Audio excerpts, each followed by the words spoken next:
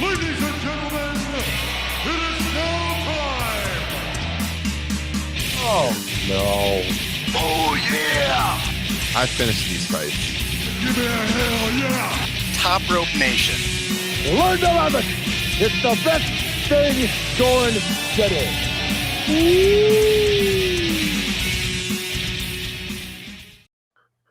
What's going on, everybody? Episode 265 of Top Rope Nation. It is to be a cooler late summer evening here in the state of Iowa, but Justin, I feel some heat. I feel some anger coming from the east of us over in Cleveland, Ohio, where we find Mr. Kyle Ross. Kyle, how are you doing tonight? Not good, Ryan. Not fucking good. Just knew all day that was going to be the first thing you said. Just knew it. Oh, we're going to get into that. Kyle was at AEW Dynamite last night. He's got some thoughts on what he witnessed in person and what all of us saw on TBS. Justin Joyne, how are you doing tonight? I'm not too bad. Little bummed out that one of my favorite basketball players got traded to the frickin' Lakers. Pat Bev, love me some Pat Bev. So, recovering from that. I haven't even seen that yet. Yeah. Well, I'm suffering through my first week back teaching school this week. It's a long week. Started on Tuesday. One more day. I like when they have the short weeks to start the school year. These long weeks are just, it's tough to get through. One more day, and then I can spend this weekend watching SummerSlam 1992, because that is on the agenda for us next week. If you're not a patron already, we are reviewing for this month's Top Rope Nation Classics SummerSlam 92. We're recording it early in the week, putting it out late in the week. Should be a lot of fun. I am looking forward to SummerSlam 92. And Kyle, you've been talking a little 1992 WWF lately. Why don't you tell the listeners where they can find that? Well, first off, I apologize for getting up. If anyone was watching the video there, that's real professional to start the program here. But in preparation of potentially being called a WWE apologist on this program, I was looking for this WWE, which is nonsense for the record. But I was looking for this WWE side plate that I had from a broken belt, and I don't know, I can't find it. I threw it out, I think, because that's how I feel about the WWE. But yes, I am no stranger to 1992 in the World Wrestling Federation, as I have started covering that particular year with our good buddy Liam O'Rourke over at Squared Circle Gazette. Part 1 of our look at 1992 is now available over at Squared Circle Gazette. Please give it a try. We cover January and February as these scandals ramp up, and the decision is made to go with a double main event at WrestleMania 8. Only 4 hours of your time is required to listen to those 2 months. I'm very glad that it's, still warm enough outside that I can do yard work and pop in the headphones and listen to you and Liam talk old school WWF. It's a great listen. Highly recommend you guys checking it out. Of course, Liam O'Rourke is a longtime supporter of our show, and him and Kyle have been collaborating for a long time as well. So if you like classic wrestling, you will really, really enjoy that. Justin, you make it through that yet? Oh, yeah. Yeah. And I was going to say, I think it's going to be at least another 4 hours when we do just March and WrestleMania 8, because March 1992 is when the shit hit the fan in Titan Sports. So that'll be good. And then, of course, like you said, SummerSlam 92. So it was cool because I took everything I'd been studying from the beginning of the year, and I was like, fuck, there's only a couple other months to really study. Let's just do all 92. And I have a lot of good notes for that show. I'm really looking forward to the next classics. We've been on fire here in 2022 on the old TRN classic tip. And I expect this to be a fantastic show for all you patrons. If you're not a patron, please sign up, because we're going to nail it. Yeah, it's going to be a lot of fun. It's definitely going to go past 2 hours.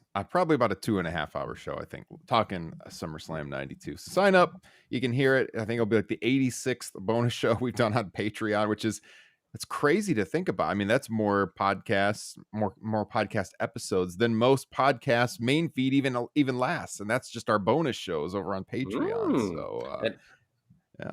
While we're talking old school and me and our Patreon, also being recorded next week here for Patreons of Top Rope Nation, Rick Skelton, also from the other side of the Atlantic, will be joining me as we will be talking about the history of the Intercontinental Championship. Came into existence on September 1st, 1979, when Pat Patterson won a grueling one-night tournament. Wink, wink. But we'll be giving our Mount Rushmore picks. That's top 4 for those of you unfamiliar with that particular rock that I recently visited over the summer. So that should be a lot of fun as well. Not sure when that's going to hit. Got some flexibility with that, obviously, but we're recording, I believe Tuesday is when we have that penciled in, Rick and I. Rick Skelton, a real man's man, a great supporter of ours. He was on Extra just a few weeks ago, a month ago. You guys talked about like the different eras in WWE, WWF history. Awesome show. Yeah. So a man's man. Just play him onto the show, playing that theme song. Looking forward to that. Should be a great discussion. Just another reason to sign up. But you know what? If you don't have the extra $5 a month to support us on Patreon, there's plenty of free things you can do to support us, like subscribing to the YouTube channel. We're streaming right now on YouTube.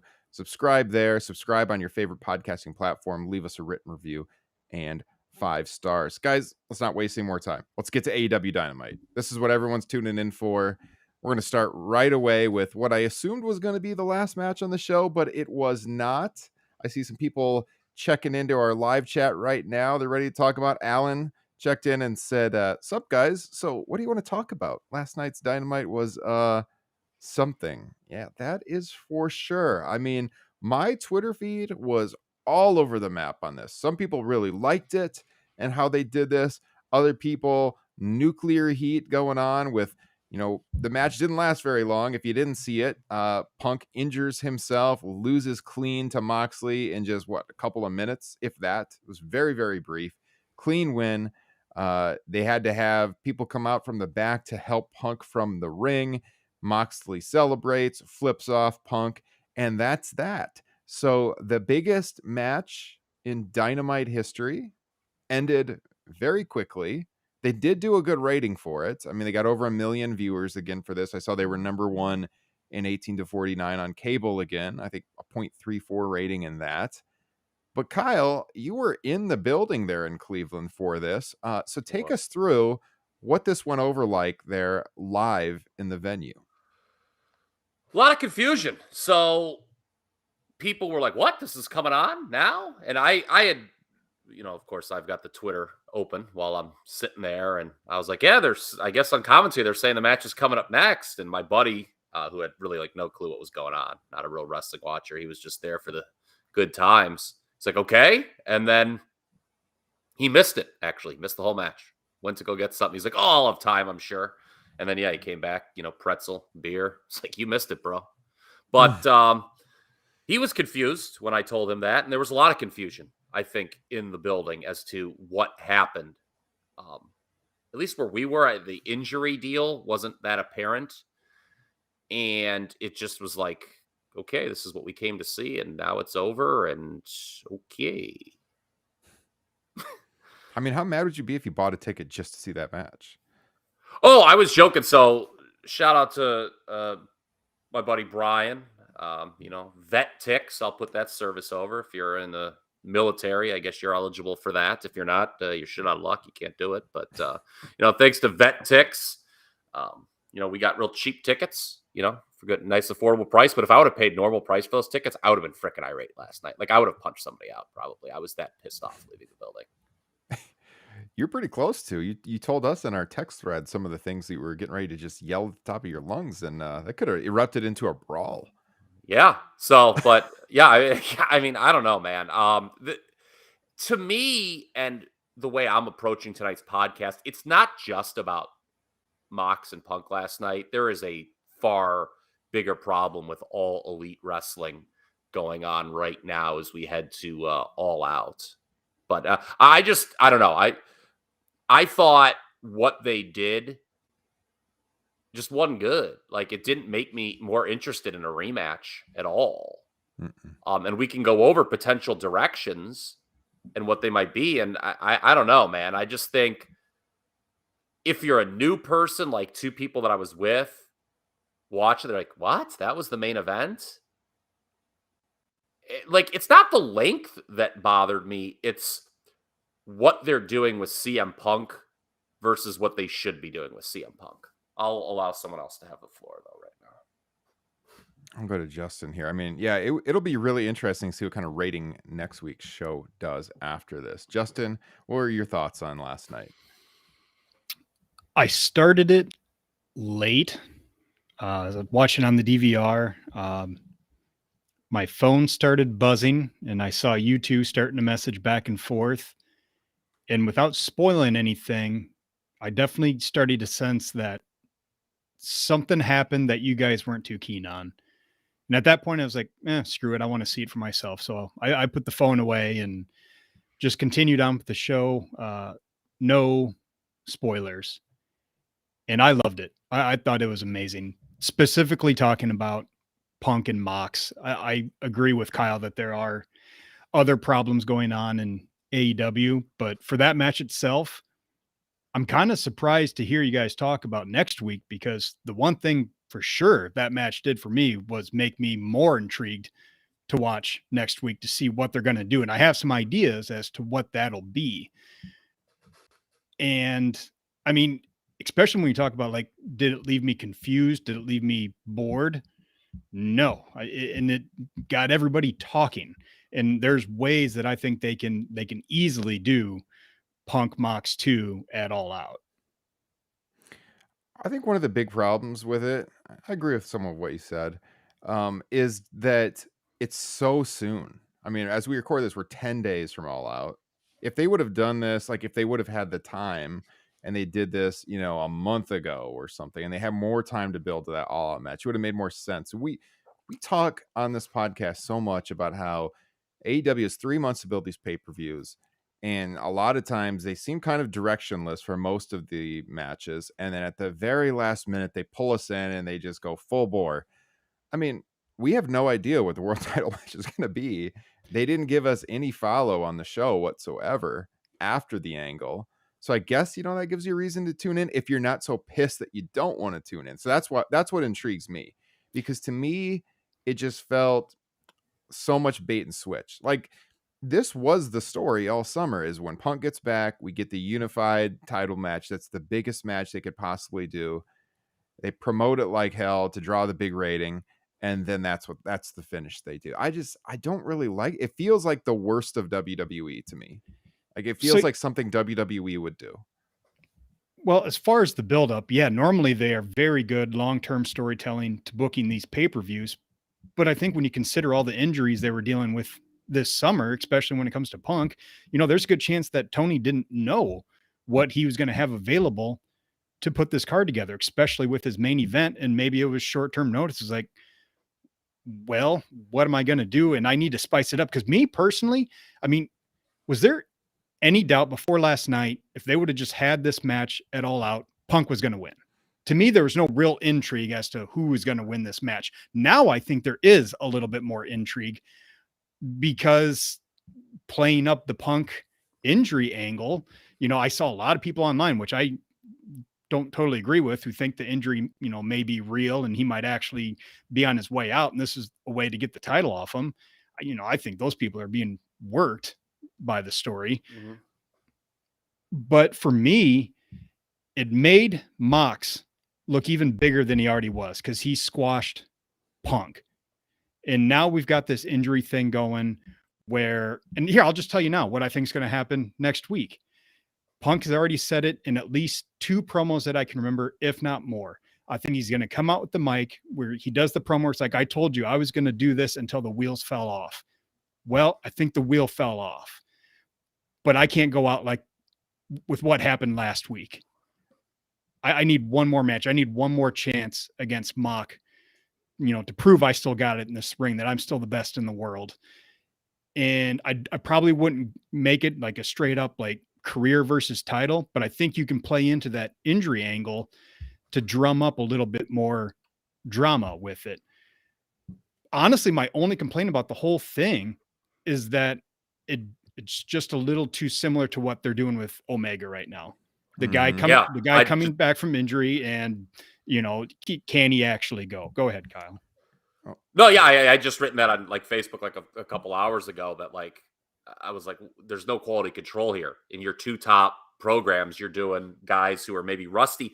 Here's an issue though, and it plays into the confusion that was live in the building. I know they harped on this after the match on TV, but correct me if I'm wrong. There was like no talk of, oh, is Punk coming back too soon in the 1 week build to this match? Was there? And I'm seeing a lot of that with AEW where they create the storyline after the fact.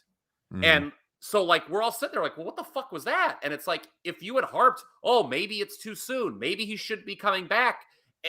And again, I've been harping on this for weeks. I'm going to keep harping on it. There is a happy medium between not talking about it at all like they didn't do and the WWE way, which would be like, Pat McAfee running around the building with a banner saying, can he come back? Is he okay? The ankle, the ankle, the ankle. I mean, you did the Michael Cole impression, a very lovely Michael Cole impression during our Canadian Stampede Patreon show, Ryan. And, that's how they would do it. They would drill it in your head so much like, we get it, man, the freaking ankle. And you would know it would play into the finish. There's a happy medium there. So it just feels to me like they're not getting the storylines across ahead of time. I don't know if they're allergic to that, if they think it gives stuff away. But you do have to kind of, open the window a little bit for to show the audience where you're going. To me, the problem with AEW and people say, I don't know where they're going. This is kind of cool. But the problem is it's the destinations that are unclear. And I don't think that's good when destinations are unclear. If you have a state and people know where you're going, but you murky it up on the journey. And I'll give some examples because on our Facebook page, Garrett Gonzalez, our good friend, he referenced 97 WWF. And it's actually excellent examples of what I'm talking about there. I'll give them later on. But I just think the whole idea is we don't know what's going on. And Justin has scenarios. I've got scenarios. I think we'll get into that next. That sounds like what's coming up next. I just look at these scenarios, and I don't think any of them are appealing at all for this Punk Mox direction, like at all. I have 3 different scenarios, and I think they all are wrong. Yeah. Or bad.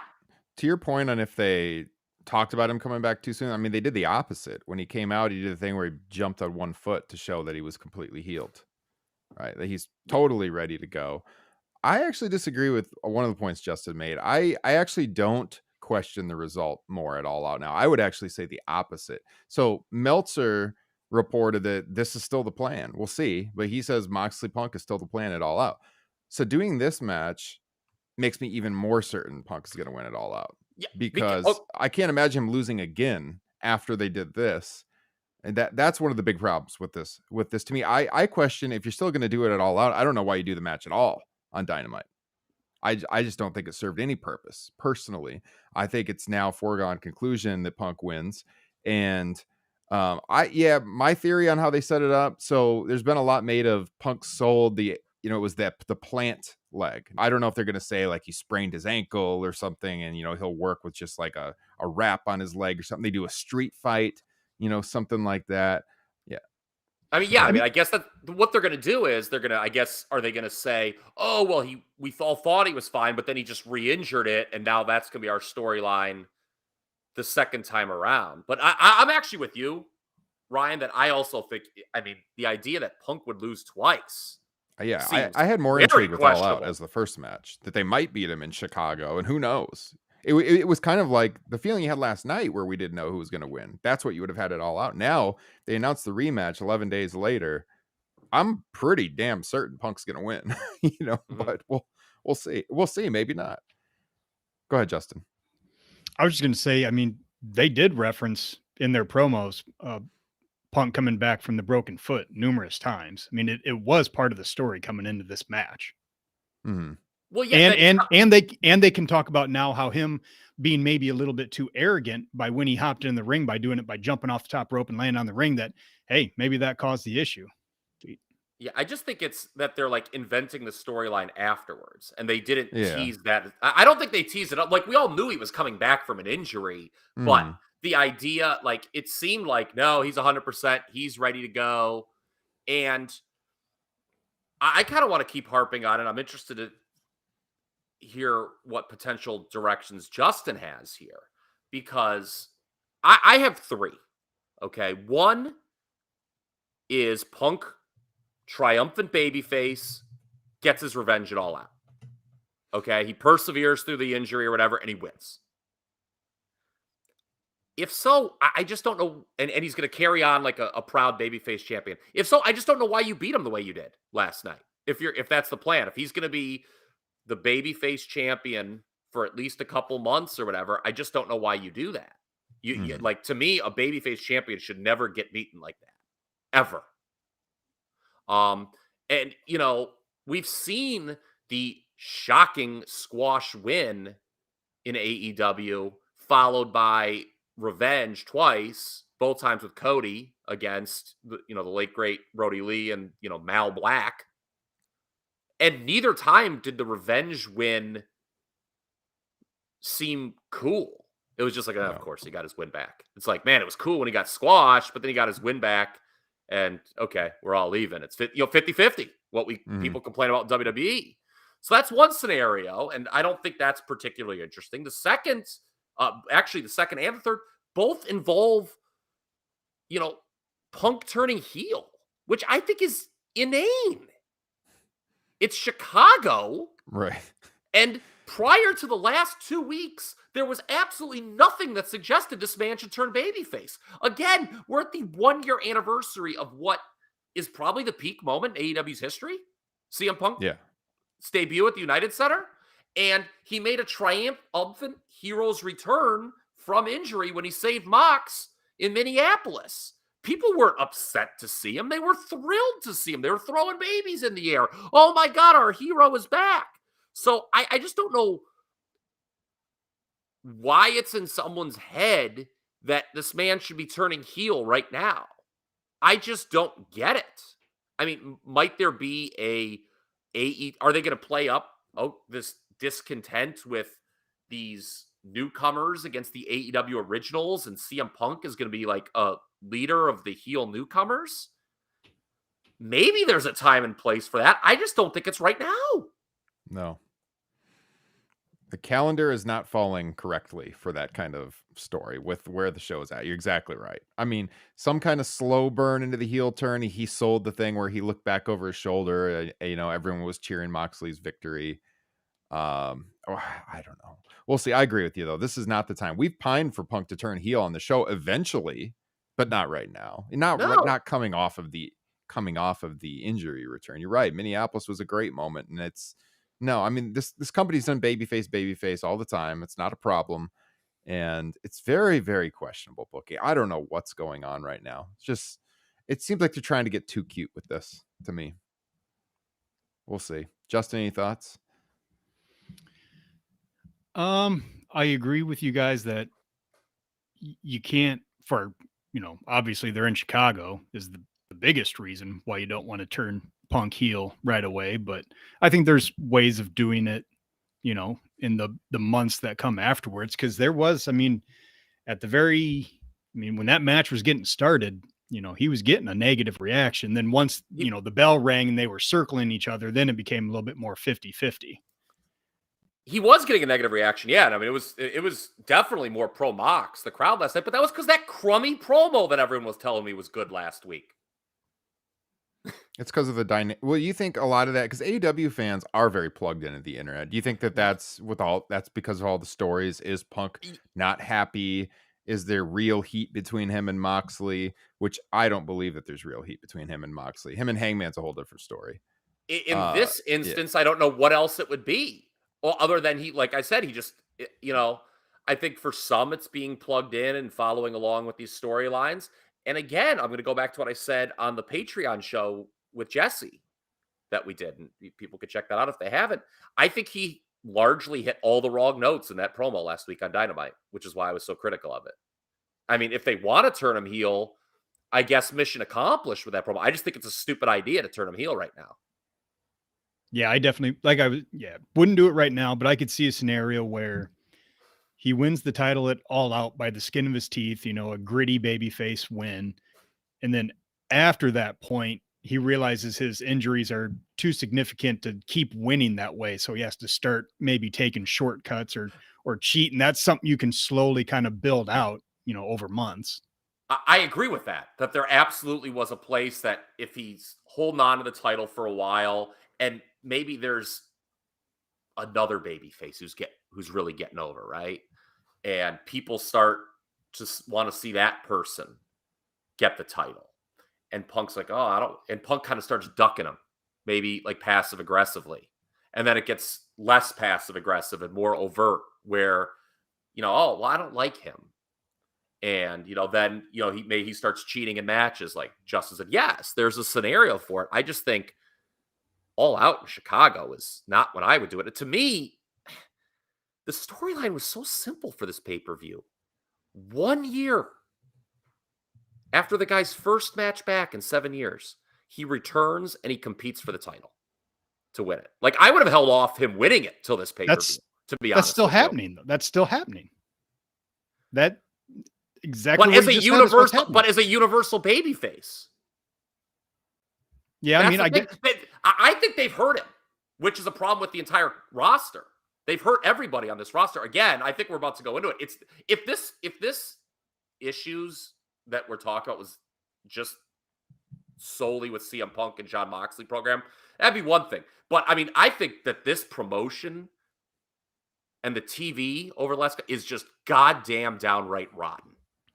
I want to go into something I'm seeing in the chat here. So David checked in and he said, if MJF returns at All Out, it all makes sense. Well, okay. I got a theory on this. Let me get to this. So he can still win the title at All Out. It can be a babyface moment. It's his hometown. He doesn't have to play heel there, but they can still play into what he teased after he lost and how he looked at the fans when they were cheering Moxley. And we know Punk loves Bret Hart. We know that Punk loves to recreate moments from Bret Hart's career. Where are they at after Chicago? They got 3 shows in a row in New York, right? I'm looking at the schedule right now. Right after All Out, they go to Buffalo for Rampage and Dynamite. They go to Albany, and then they have that show in Queens. So after he wins the title, what they could do is he could have his post WrestleMania 13 moment where he comes out and he talks about all he's done for AEW and he worked so hard to get back. He won the title and these fans turned on him. They want to cheer somebody like MJF or Jon Moxley. And then MJF comes back because they're in his home state, New York, and eventually they're going to be in Queens, So, and, MJF's going to get cheered when he comes back for sure. So that could be almost like the double turn moment. And that could lead right into Punk and MJF, which we all see on the horizon. And, he just cuts this promo where like he basically paints it just like Brett did in 97, that the fans turned on him. And to me, that look he gave at the end of Dynamite kind of gave me that feeling that that's the direction he's going to go. We'll see. I feel that this, though, compared to Brett 97, is less organic and more stupidity. They very well may be the case, but we all agree that MJF's getting cheered. Certainly if they're in New York. I mean, I guess, well, here's the thing. And when you think about this MJF, because people keep saying, MJF, savior. Him as a heel doing the Tony Khan as a mark, AEW sucks, is a disastrous idea. Like, disastrous. Horrible, should not be even thought of by anyone. Like, if that's like the play, that's like really stupid. Because it's just going to make the promotion look bad. Yeah. But again, I mean, I guess if that's the plan, if they want MJF to be the babyface and it's going to be all about, hey, we didn't want these guys here. AEW was rocking way before this. Well, Stuart said in the chat, surely if they want MJF to be a babyface, Chicago's a bad idea. And I agree. I said that on the show weeks ago, that if they actually want MJF to be booed, they should bring him out in Chicago because he will be booed there, but everywhere else he will be cheered. Mm-hmm. So if they save it for New York, again, he's from Long Island. So if in the New York, state itself, they're going to be there for 3 weeks in a row. He's going to get cheered in all of those places. Albany, Buffalo, Queens. So, we'll see. I just think, again, going back to what I originally said, okay, Punk is very well maybe going to win the world title here at All Out, like I said, which should be in the grand scheme. I think this should have been his first shot. I think the whole storyline is 1 year after his first shot. It should have been like, not the boyhood dream and Shawn Michaels, but they should have held it off to me, his very first shot. 1 year later, my God, he came back last year and now he's ready to take over the world. I thought it was a very simple storyline. And, while WWE takes the most simple path possible to the point where you're like, my God, it can't just be that simple. Like, there's got to be some fly in the ointment, some monkey wrench here, and there isn't.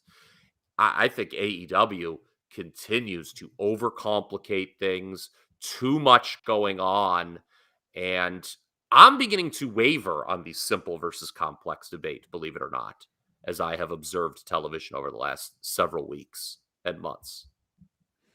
Take us into that. Take it away. You drive the ship on this one. Okay, so earlier I said keeping the audience guessing along the journey is good, but not necessarily when there's no clear desirable destination. Okay, and let's talk about 97 WWF because that came up on the Facebook group. Okay, perfect example of when the audience kind of knows what's going to happen, but it's the how that you keep them guessing. SummerSlam 97, okay? Something that's fond in all of our hearts. They announced a stipulation, if Bret Hart does not win the WWF title, he will never wrestle in America again. Okay? I remember very vividly when this was announced on television. I said there is zero chance Bret Hart is going to lose this match. Okay? Because that would be inane to take one of your top guys and have him not wrestle in the U.S. Yeah. But then they add the stipulation, Shawn Michaels is the referee, and if he favors The Undertaker, he can't wrestle in the U.S. And all of a sudden you're like, okay, well, Bret's got to win, but how are they going to do this with Shawn Michaels as the referee? And what happened? They came up with the most beautiful finish of all fucking time. Yeah. And that's the magic. Bad Blood is another example that year.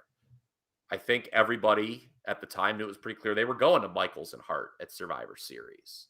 But how is Shawn Michaels going to beat The Undertaker in a cage match where they're like hyping, oh, there can be no interference, he's locked in there?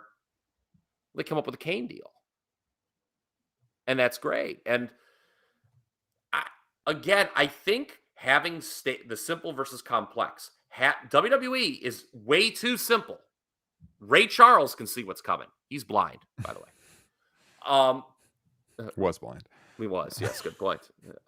Yes. Stevie Wonder, we don't know. There were those Stevie Wonder truthers out there. Remember that? You ever see that when he like caught the cane on Saturday Night Live or whatever? Yeah. What a piece of work that is.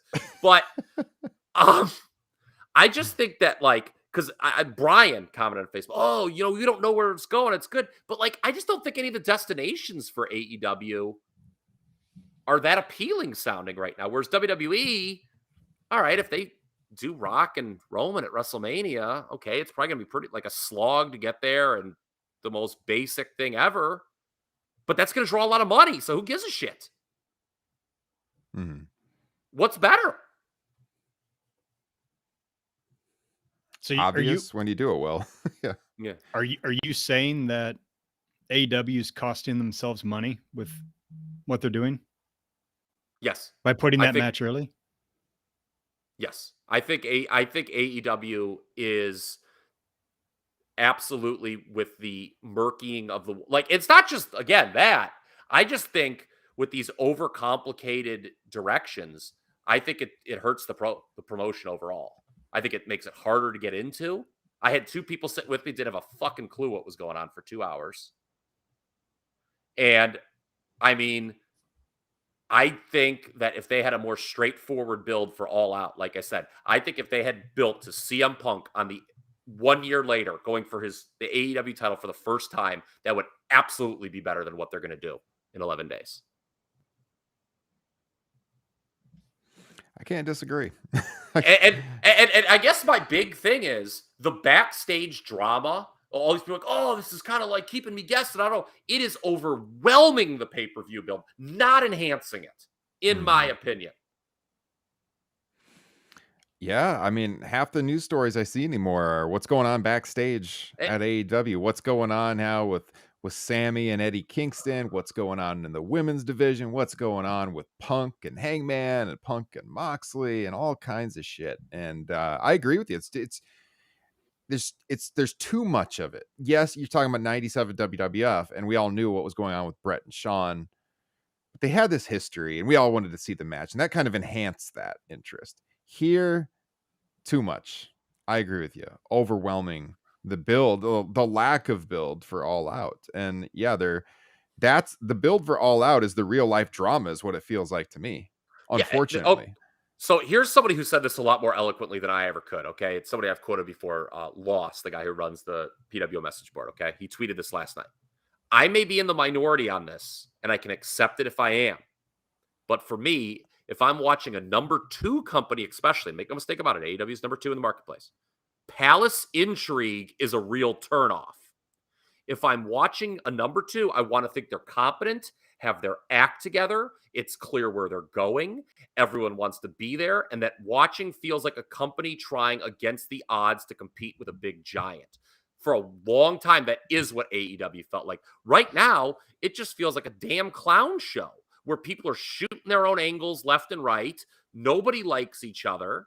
And the roster's bloated. I mean, I'll go ahead right now. Give me an angle right now in this promotion. And I don't think it's any good. Give me any angle. The Kenny thing, first of all, no one's talking about how his return tanked in the ratings last week. No one ever, I guess, I don't know if people were afraid to say it or what. That did a terrible number last week. Terrible. Well, I mean, and it dropped. They should have announced it. They should have announced it ahead of time. They did all the work on BTE. Right. They just assume people watch that. Yeah. Yeah. And to your point about being plugged in, Max Caster last night, he had the line about the talent meeting in his rap. That drew crickets in the building. That right there. But go ahead. It isn't that, a spotlight on maybe all this backstage stuff doesn't mean much to the majority of the AEW audience. That is just people like us who are invested in that kind of thing. But we're not. I just think it murkies the storytelling isn't good. I think they're leaning on it. AEW. I think right now, Tony's like, oh yeah, we're gonna sell this pay-per-view that all hell's breaking loose. And I don't think it works at all. I think our friend Zach Haydorn had this tweet earlier today. I think possibly looking at traditional storytelling might be a good idea for AEW right now. I mean, look at the Omega deal, okay? The announcing, I said, was all-time atrocious last week in the main event. Did not get over the storyline at all. Oh, by the way, Cole and O'Reilly and Fish turned on the Bucks. What was that, 3 weeks ago? We have not seen them since. The Bucks have no sold it, or just happy Kenny's back. No tease of that whatsoever, because the one side's hurt, but still, can they not come out and cut a promo? Are they on the phone with Triple H backstage while the show's going on? And then, Kenny's now doing this thing with Ospreay.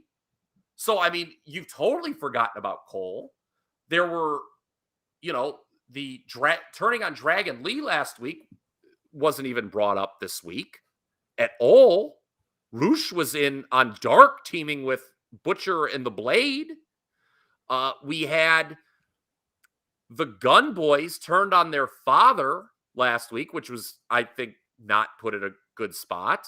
And they had a match last night, and the end result of it was Swerve and Lee will be defending the tag team titles against the Acclaimed on the same card where Jim Ross and the other announcers are going to tell us all that FTR is the best tag team in the world. Oh, by the way, they were supposed to be in a 6-man with Wardlow. That got thrown away, and they're working the Motor City Machine Guns for no reason, and that's a better tag match than the actual AEW tag match. So when Jim Ross says this is the best team in the world, he's not lying, and it buries the AEW title match, tag team title match. Other than that, I think this is a very lovely build that AEW has going towards All Out. You know what? I will say, though, that AEW tag title match is one of my most anticipated on the card, because I was like, yes, finally the Acclaim's in the title picture. And then I think there's a pretty good chance they're going to win it. Well, why? Because they're going to go back to the Swerve Lee problem storyline that they dropped for I think the those last guys 5 are going weeks? single. I think those guys are single, and you got to lean into the fact they claim super hot right now and have been for a I while. I think they kind of cooled them off though, like after like this baby face turn a little bit. I mean, look at them. They I kind of don't like got know. like laid out and they needed rescued by the champs. Boy, I don't know. They got Joe Biden to pop in that arena last night in Nina Ohio. Turner's retweeting them. Yeah. There was this comment in the chat, and this is so true because I said earlier, Punk and Moxley really took me out of the show. All of a sudden I was on my phone because I was trying to see, because I didn't like it in the moment, and I was trying to see what other people thought. And Justin's more of a fan of it than us. I don't know who's right. I might eventually look back on and say that was the right decision. Who knows? I could change my mind on this. There were some very sharp people who did like it, and people are all over the map on this, but I wanted to see what people's uh what their perspectives were. And it just, I kind of tuned out during that main event, which when you go back and watch it was a really good match. But the finish, Kip Sabian? Yeah, that's another Kip thing. Sabian? What? This was in the chat. Kip Sabian. Yeah, it's a good example of their problems with telling stories. Why Kip Sabian? Like, why? Yeah, I mean, because, and I was talking about with Rick in the Facebook group. He's like, well, they had to pay it off. But I'm like, my problem in that case is not paying off a story. It's fucking Kip Sabian. It's the position. He's involved in a main event thing. And, Yeah. okay, one of the positive things last night from Dynamite, I think we could all agree, was the performance of Will Ospreay, right? I got a text from Johnson. He's like, this Will Ospreay's awesome. He's Johnson, he'll be the first to tell you, he's not a big New Japan watcher. But he's like, this guy's outstanding. Okay, well, who's Will Ospreay working at the pay-per-view? And, okay, he's going to work the 6-man tag next week. Is he going to win? Probably not. No.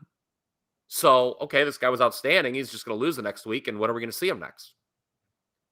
I thought the opening segment was pretty good yesterday for what it was, but this whole wrestler versus sports entertainer, I don't like that either. like, the crowd was into it, but, like, Vince McMahon is gone. You're not. Yeah, I was just gonna say, you do it like one time. Okay, a little cheap shot at WWE, but for that to be like the whole thing that they always go to, it's a bad look. It makes them look minor league, I think. I don't like that at all. It did seem like when they started with that the crowd was disappointed from the crowd shots they showed. They showed a couple of people, they were kind of like, oh, because I think they wanted the world title match to be first. And honestly, I thought they might open with that just to do a good rating and, draw on the viewers who were, I don't even know, was it Big Bang that was on before last night? I think it always is, yes. Yeah. So like maybe drawing some people, you got this world title match. I just thought it was very bizarre how they positioned that world title match. I would have put it either first thing or dead last, because it took me out of the show after it happened.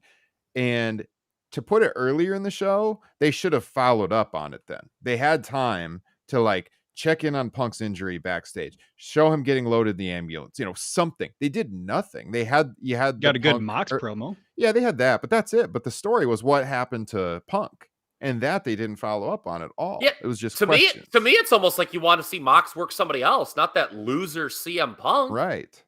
To me, it hurt the build All Out in the end.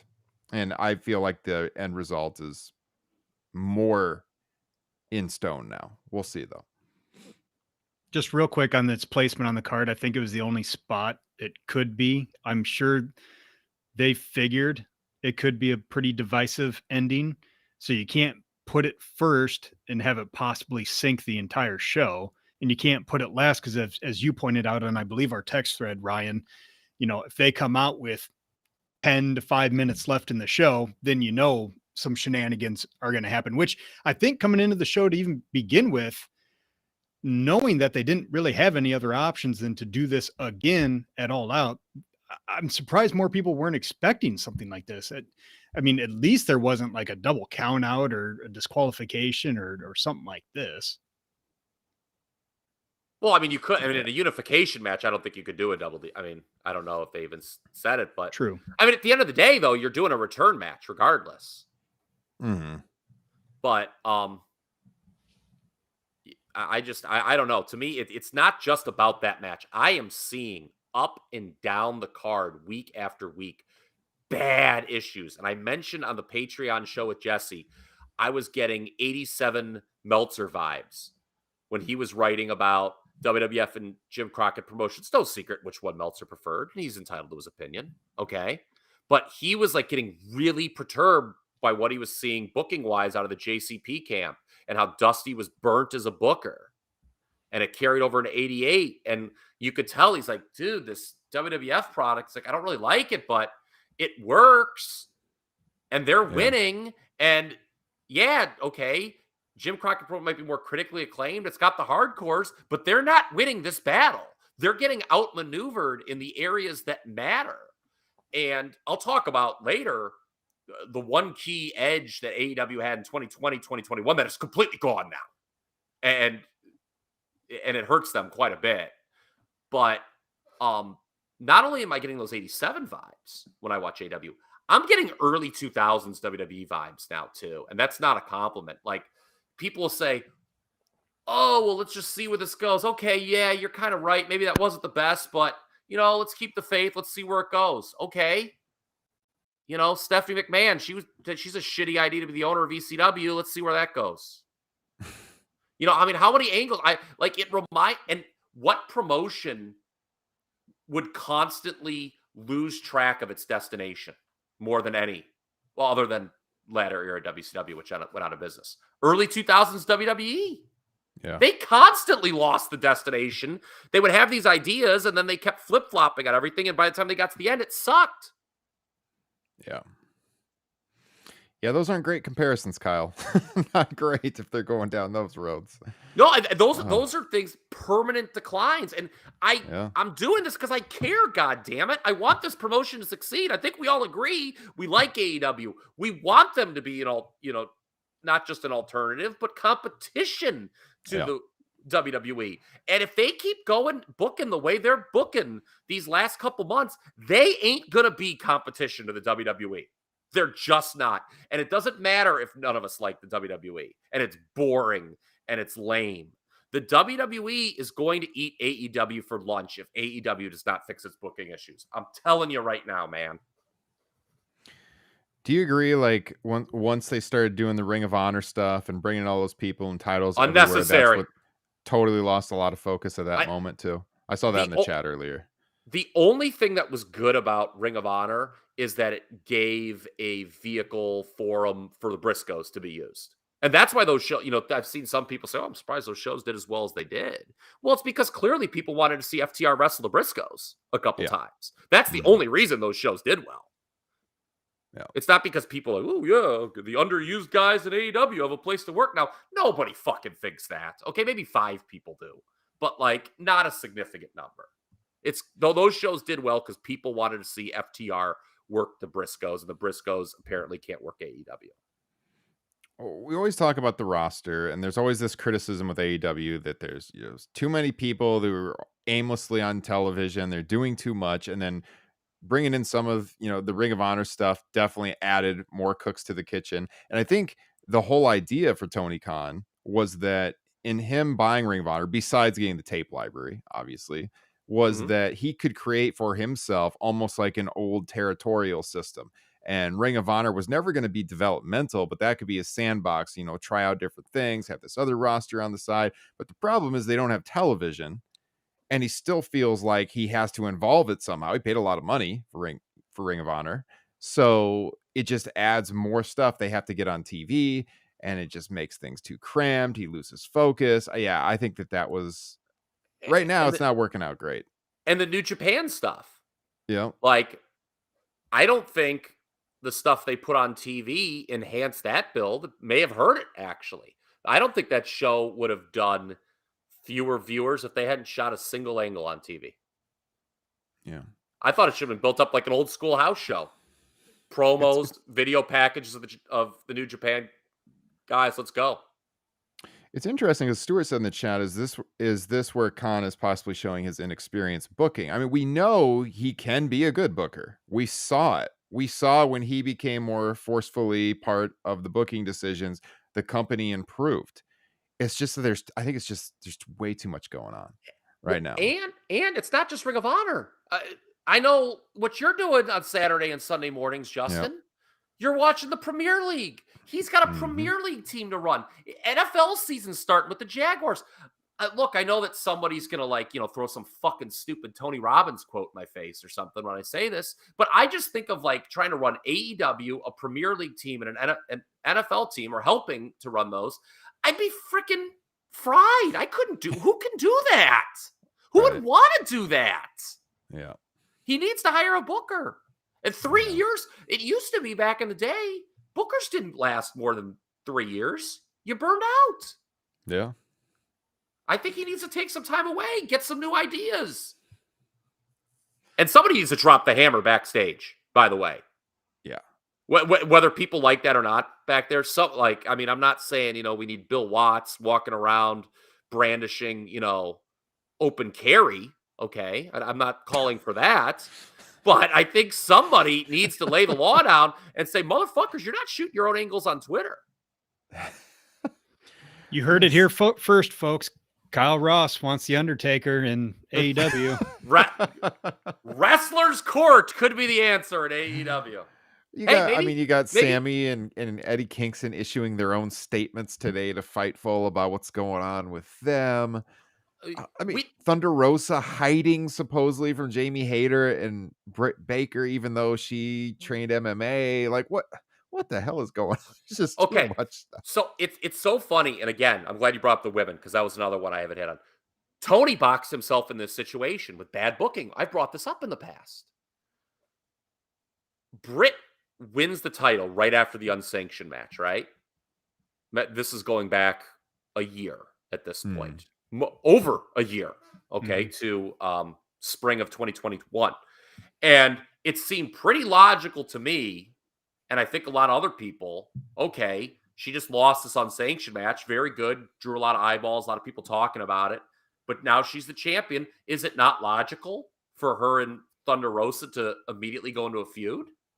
But what Tony's like, no, we're going to keep them apart. We're going to come back to it.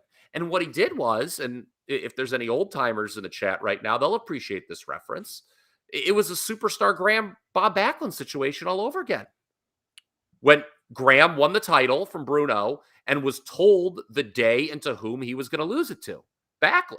And the thing is, he got kind of hot, and people were like, fuck, should he lose it? Well, they're like, no, it's the plan. You're losing it.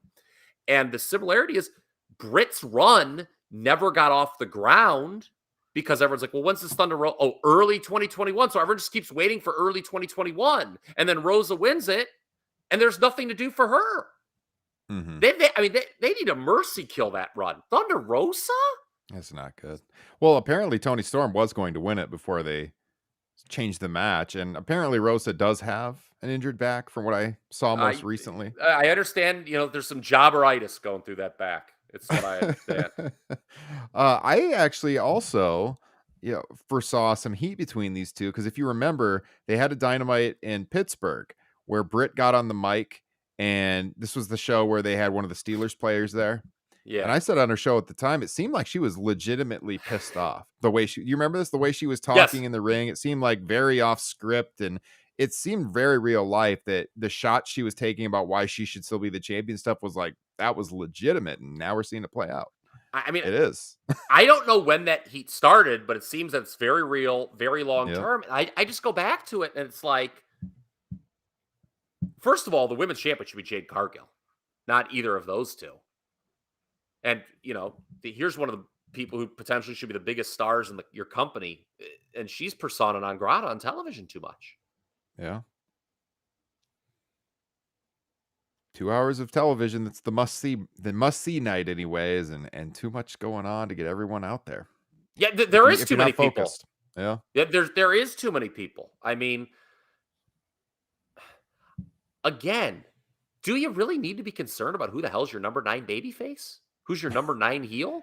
That seems like a pointless exercise to be concerned about. Like, I retweeted something earlier in the week. The problem with AEW is they don't put 80% of the work into the top 20% of the card. They just try to make everything seem so strong, and it's just like disjointed segments. That's what the TV is. You said earlier that they've completely lost the advantage they had in 2020 and 2021, and that the window for them to actually compete with WWE is closing if it's not shut. Go into that, Kyle. What do you got there? The key edge, and I think you guys are going to agree with this, not Adam Copeland, but the key edge that AEW had during the pandemic was WWE could not dress up its shows. They did not have a live audience. They couldn't run big buildings. They couldn't have all their fun graphics. Fun, let's put that in air quotes. Okay, I mean, who gives the fucking Raw robot can, kiss my ass, but... And you stripped all that away.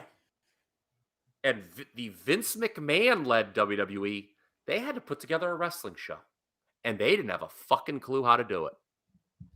I mean, you go back and watch pandemic-era WWE television, it was dire.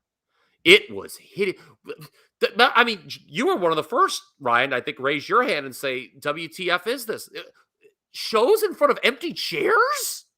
Yeah, how did that get through? I thought was a good idea. The Thunderdome was an improvement, but who wants to look at, I mean, no offense, who wants to look at, wrestling fans' faces up and close like that on videos? Not me. Screens. The Thunderdome? And so AEW, it seemed more lively, and they knew how to do a wrestling show, where WWE's like, oh my God, we can't dress this up. We don't know what to do. And now that advantage is gone. And I mean, the college football season's upon us. And, I've been talking a lot. I've been writing recently. This is my shoot job about, first-year head coaches inheriting a great situation. The cupboard's not bare here. Triple H, he walks into, what are his first two shows? Stadium show in Nashville, stadium show over in Cardiff. Mm-hmm. It's going to look great on television. And what is Tony Khan doing? Not running a show over on the other side of the Atlantic before WWE when they have a fucking stadium. And they let him run Toronto first, too. They just drew 14,000 for Raw. And I know tickets are going well for the AEW tapings in Toronto, but they're running some minor league building. And by the way, I just got to say this right now, okay, about Cleveland. The Burt L. and Iris S. Wolstein Center was a minor league venue, man. The audio sucked in that building last night. I didn't even know what the hell people were saying half the time. The audio was wretched in that. I don't know if that was a, Burt L. and Iris S. Wolstein Center issue, as I said, or if it's an AEW issue with these. I would love to hear from people who've attended AEW tapings that aren't in major league arenas, because it wasn't a problem when we went to the pay-per-views, right? But I mean, it was too dark. It felt like I was in a fucking library. It was a minor league feel last night in that building, and the casual viewer, whatever that means, is going to gravitate to what they think is the bigger production. And the WWE, as bland as it may be, just looks like a bigger production, and they've got that advantage back right now. I know Garrett, I mentioned him earlier, him and Dave, at least Garrett, I apologize if I've heard wrong. This is from the Repack report. I got this, but it's my understanding the two of them, Dave and Garrett, have been saying, why is AEW not running more stadium shows? Bigger venues. That's what you have to do. It's not about, ooh, wow, what a nice little story Bryan Danielson and Daniel Garcia told in that 2 out of 3 falls match. Run a fucking stadium. One of the problems is they run the same markets over and over. Yes. Oh, how many times have they been to Cleveland? I mean, since the pandemic, they've been there a couple of times. Since they started touring again, they've ran these same place. Not Arthur Ashe twice now too, but they've been in New York. Well, they should go several there times. Yeah, I mean, they run Texas. They kind of run the same loop. They finally got out to California, but they haven't done anything up in the Pacific Northwest at all. They haven't done a whole lot of shows throughout the South. Obviously, they're stuck in Florida for a long time. It's just, it seems to me like they can't run bigger venues because they're running the same cities over and over, and they don't let demand build up. And they're burning the towns out. Yeah, they started out running big venues, and of course they've ran some big venues, but this wasn't always the case where they looked more minor league. We talked about on the show at the very beginning of AEW how good Dynamite looked. It was better lit than WWE. It reminded us of the way Nitro looked. And Nitro always looked better than Raw. It was just lit better. It looked more crisp. And don't think for 1 second that wasn't a huge reason why they caught and exceeded them for 83 weeks. By the way, I saw Eric Bischoff on Twitter today. Let me get this in here. This ass. Okay. a man who is creatively, emotionally, and most importantly, financially bankrupt. Oh, by the way, illiterate as well, or just is bad faith and lies about reading books. I don't know which is which, but it's one of those two. I saw him on Twitter today. Oh, is anyone going to talk about AEW year over year, their ratings? And like 8 people are like, yeah, we do that every week, pal. And I tweeted at him, I'm like, Eric, nobody knows about losing viewers year over year quite like you do. So you're an expert. That's actually one time I would be very interested to hear Eric Bischoff. I mean, you talk about an expert at losing viewers at record pace. Eric Bischoff, I mean, my God, he'd be number one if I was looking to do a podcast on that.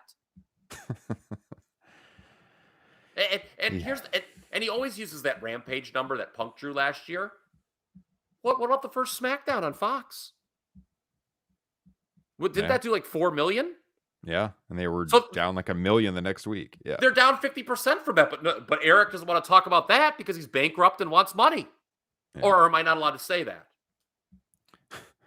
Well, I mean, all of cable television's down. I mean, like last year when AEW was doing number 1 on cable, they were drawing in the 0.4s, and they got number 1 last night, 0.34. We are seeing a lot, especially this always happens in the summer months and in August too, in particular. But we are seeing year over year drops, but that's like happening to a lot of people right now. But the problem is WWE has stabilized, if not improved. Yes, that's the concerning thing for AEW right now. Yeah. Eric Bischoff, what a freaking tool. Speaking of tools, I also sent a tweet over to Mark Madden. Oh no. Today, because Mark was on one. I apologize for bringing politics into the equation, people. I promise I'll keep this short. But, Mark, we're all so glad here at Top Rope Nation that you have no student debt. We're really proud of you. But we know, of course, you're still paying off that meal plan from college, I'm sure. Thank you very much. Oh, God. Kyle's been hot. You can tell. Mark fucking Madden. Fucking idiot. Well, we have 1 week to go. We got one more Dynamite. You didn't stay for all Rampage, Kyle? I didn't. I left. That's somebody. Dude, after that main event, I was just numb. So we moved over sections because these 3 guys sat in front of us where we were sitting originally in our normal seats, and they came right in front of the main event. And they were perplexed. But then the guy started chanting you can't wrestle at Moxley. And I was like, I'm not sitting by someone like this. I looked at the guys. I said, this is why I don't go to NFL games. I don't sit around or associate with stupid people. So we're going to leave this section and we'll go to the production kills. When we get over there, I drop my beer when I get in the seat. Because this guy's elbow was back because him and his chick, my God, I thought these two were ready to frickin' get it on in this section. I don't think they were very happy we sat there. It was very awkward. I mean, it was awkward. You ever seen those videos from the 80s where 2 people are sitting in the upper deck at a baseball game getting real randy with each other? We were almost at that level, man, with these two. Yeah. I don't know what was going on, but yeah, I left. Yeah. I mean, this year over year thing got me thinking. So I pulled up the Raw ratings and I'm looking to what they were doing last year at this exact moment in time. And they're pretty damn close to the same thing, to be honest with you. If you look at the demo ratings Raw has done in 2022, 0.55, 0.53, 0.54, 0.61 on August 1st was their high for August. You look at August last year, 0.54, 0.64 was their highest, 0.55, 0.49, 0.51. It's pretty close. Their highest hasn't reached last August. Were they doing 2 million overall though last summer? I know that overall, whatever, but I don't remember. So they did. I mean, this summer, August 1st, they did 2.2 million. Then they dropped down to 1.9, 1.9 again, and then this week we're right at 2. Right. Mm-hmm. Last summer they were at 1.9, 2. 1.85, 1.79. So there's a little difference, but it's pretty damn close. But I know they've increased from where they were earlier this year for sure. If we talk year over year, it's not a huge difference. But when's the last time we were talking about WWE year over year and there wasn't a drop? Right. You know, I mean, maybe it's just reached a point where they can't drop anymore. I mean, these people will, you know, I think that's kind of watch them. If, you know, Vince McMahon comes out and ejaculates all over them, they'll still watch or something like that. Holy shit. By the way, it's nice to see Vince is getting out and about, isn't it? On the town. You had that tweet in the Facebook group, which, by the way, guys, get in the Facebook group if you're not there, and it was deleted like right after. I didn't even see the picture. Oh, So I the don't even tweet. know. Oh, it's on TMZ. No, Vince was with a lady friend. Having Okay. dinner with John Cena and John Cena's lady friend last night. Oh, okay. It was not Linda. The tweet that Needless to was say. linked had been deleted, so I hadn't seen that. Oh, Yeah. well, yeah. Vince was out with the lady friend. Maybe now you want to talk about getting his business back. There's a name who's not doing anything. That's who Tony Khan should hire to book. Vince McMahon. What a story that would be if Vince went and booked for AEW. Justin's all about it. I can see it in his eyes. The old man. He just wants to prove he's still got it. I kid. Yeah. Jesse said exclusive footage of Punk backstage following the title match will be on Rampage tomorrow. See, again, to me, that should have been on Dynamite. People just don't watch Rampage. I know they're trying to get people to watch it by doing that, but to me, you had the big audience. You knew people were tuning in. You got to follow up on the show if that's the story, is Punk is injured. That was just another big problem I had with it. I think instead of just jamming so many people on the show, they just need to focus on less people every show. There needs to be people in multiple segments, right? We saw it a little bit with Mox and Punk last week, where there was actually the rare second segment. Yeah. So thank you, whoever said they like my shirt, by the way. Yes, that was Ryan Gorman. Okay. You know, I referenced Mark Mann and Eric Bischoff. That makes me think of Brian Pillman a little bit. And I'll just say this, man. A mark is a guy who spends his last $15 on crack cocaine. A mark is a guy that believes OJ didn't do it. And a mark, in my opinion, is someone who thinks that AEW's got no problems right now. They got problems, man. And we've ranted for 67 minutes. And I'll say this. I'll put it, I don't think I can put it any more succinctly. If we didn't have to cover the pay-per-view, I would not order All Out. I'm going. I'll be there. And I will say, of all the AEW pay-per-views I've been to, I'm looking forward to this one from a match point, the least, easily. Like, it's not even close. I'm looking forward to going because our friend Jesse Velasquez will be there with me. Tim Jensen will be there. So it's going to be a fun weekend. I'm going to meet up with Zach Haydorn. It should be a lot of fun. Probably see Garrett this weekend as well. Next weekend, I should say. But the show itself, yeah, it's been a deflating build, and I expected a lot better in the end. Hopefully we get a good show. We got one more week. I love how there's just an unnamed casino ladder match taking place too. There's a casino ladder match. Women, tag teams, men, aliens. Yeah. Canceling student debt. Gorman said in the chat, he was deflated by Mox and Punk. Made him hate the interim thing more. Agreed. I didn't like the interim thing from the very beginning. I said that on the show. Now they're doing it with the women. Don't like it. Don't like it at all. Has not worked out for the best so far, I think. Any closing thoughts, gentlemen? Anything else we didn't hit that you want to get in? Either of you? Paul Levesque is deflated. The guy. Paul Levesque is the guy. I kid. That's another thing. Like, here's the thing. The three of us are smart enough to know the show really hasn't improved dramatically, the WWE. No. But enough people think it has. And the WWE is always a promotion that has thrived off the idea that perception is greater than reality. I think Vince McMahon, that's like one of his famous quotes he ingrains in the yes men that work around it. Perception is greater than reality. And if the perception that the show's a lot better is there, AEW's got to fight that. And the perception is that AEW is not as hot as it was at this time last year. Mm-hmm. So this is turmoil, I think. Not the first time. You mentioned when Tony Khan had to take the booking reins for himself in late 2019. We were pretty harsh on AEW, I remember, going into 2020. And they turned it around in a major way, even despite the pandemic. They got to figure something out, man. or at least make a fool out of me. I mean, if they do, I'll say, if they come up with something great, I'll be the first one to say, Tony Khan, my hat's off to you. But, oh, well, the pay-per-view might still deliver. Or, oh, why don't you just turn your brain off for a little bit, Kyle, and stop hyper-analyzing? Where have I heard that before, and about what promotion?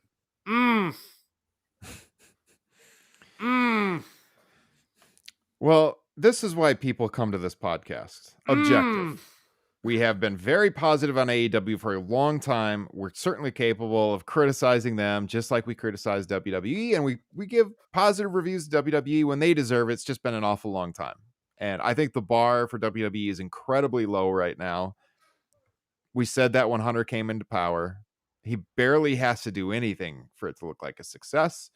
And so far, I do sense a little more excitement watching the show in the arenas and stuff, but I mean, I don't think the product has improved that much personally.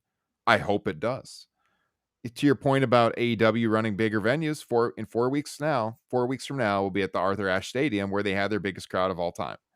So hopefully they can get some stuff together over the next 4 weeks coming out of All Out. But boy, they got a mess on their hands right now, and they got to solidify things a little bit, to be sure. So apparently there's going to be more coming out on Thunder Rosa tonight. Voices of Wrestling, who had a lot of, I believe they're the ones who broke the hiding in the bathroom story. Yes. I believe they have even more they're teasing. So well, we'll see. I'm sure something big will break right as I'm mixing the podcast, because that's what always happens.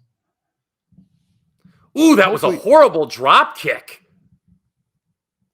Wait, what? Oh my God. Was that just reckless or just bad? People are slamming Thunder Rosa on my timeline right now. Oh. And there's what are you talking about? There's a gif of her drop kicking Jamie Hayter in the back of the head.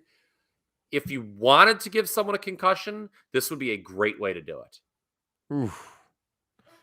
Well, that's where the heat comes from Baker and Jamie Hayter. So, the injuries.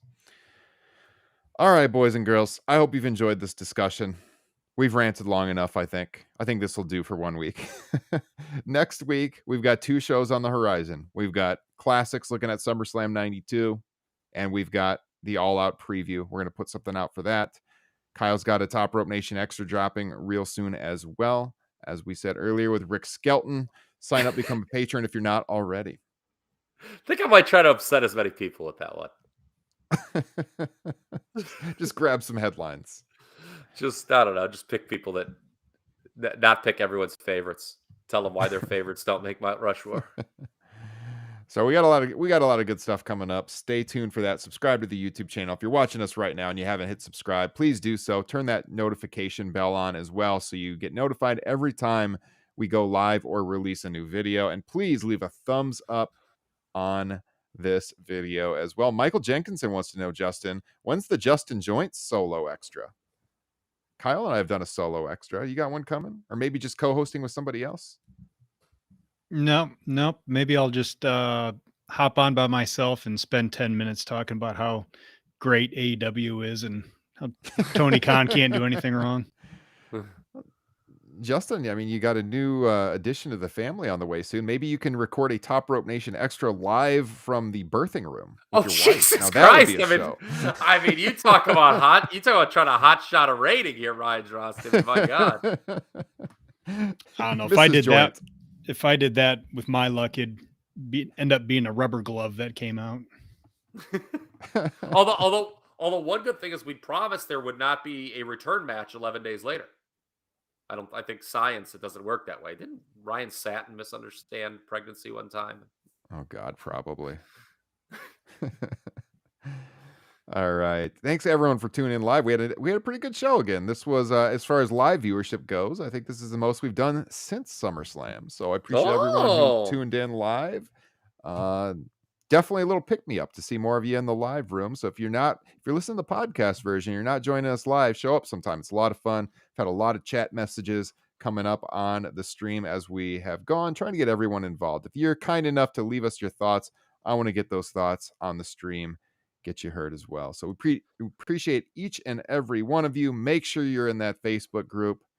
Closing thoughts before I click end stream, Justin Joint? Nope. He's just going to be our positive AEW fan for the night. Kyle, anything else? Did you get everything out you wanted? I'm not mad. I'm disappointed. I think that's fair. I have an open mind, but I'm disappointed too.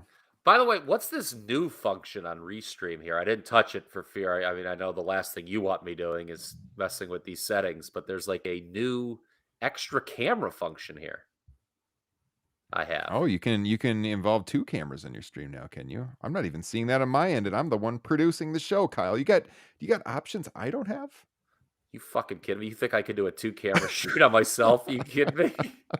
Before we go live, Kyle's always adjusting his lighting. Next week, he's going to have like professional lights and multiple camera angles switching back and forth. And I'll forget to plug the microphone in. Yep. And all be for naught. All right, guys. Most interactive YouTube channel, Ryan Gorman says. We try to be. No problem. All right, everybody. It's been episode 265 of Top Rope Nation. Hope you all have a great weekend. Take care, stay safe, and we'll see you